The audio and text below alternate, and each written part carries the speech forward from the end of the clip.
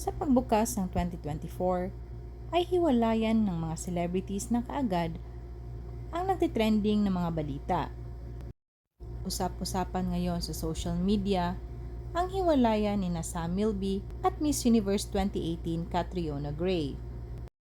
Noong January 6, 2024, ay nagbigay pa ng surprise birthday party sina Sam Milby at iba pa nilang kaibigan kay Catriona.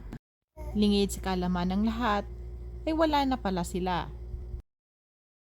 At ayon sa mga sources ni RG Diaz, ay matagal nang split sina Catriona at Sam. At ilang buwan na raw itong hiwalay. At kahit sa nagdaang birthday ni Catriona, ay hindi na pala sila mag-on.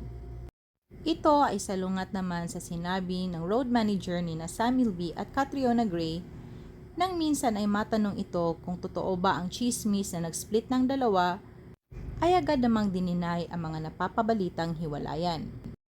Dagdag pa ni OG Diaz sa kanyang vlog, ay ang mga dahilan umano kung bakit nag-split ang dalawa ay dahil hindi pa raw handa si Sam Milby na ikakasal.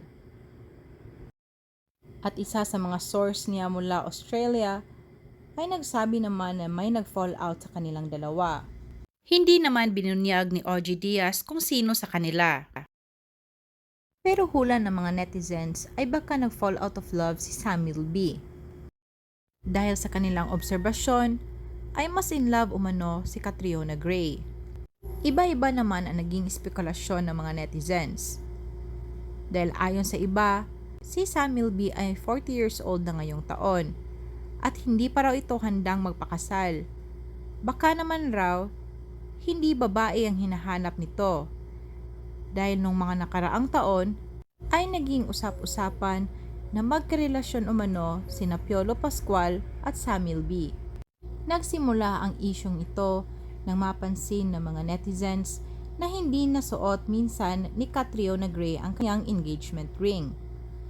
Kaya napatanong ang mga agahangan nito, hindi lang raw maamin ng dalawa dahil may mga shows pa na nakakontrata sina Sam at Catriona na naka-line up sa kanila at minsan na lang silang nakikitang magkasama. Ayon sa source ni RG Diaz na mula Australia na close sa pamilya ni Catriona, ay matagal na raw split ang dalawa, pero nanatili raw itong magkaibigan.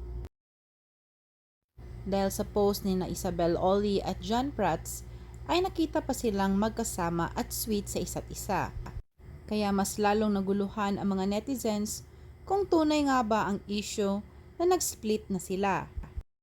Kung matutuloy man ang kasalan ng dalawa, ay magaganap ito sa last quarter ng taong 2024.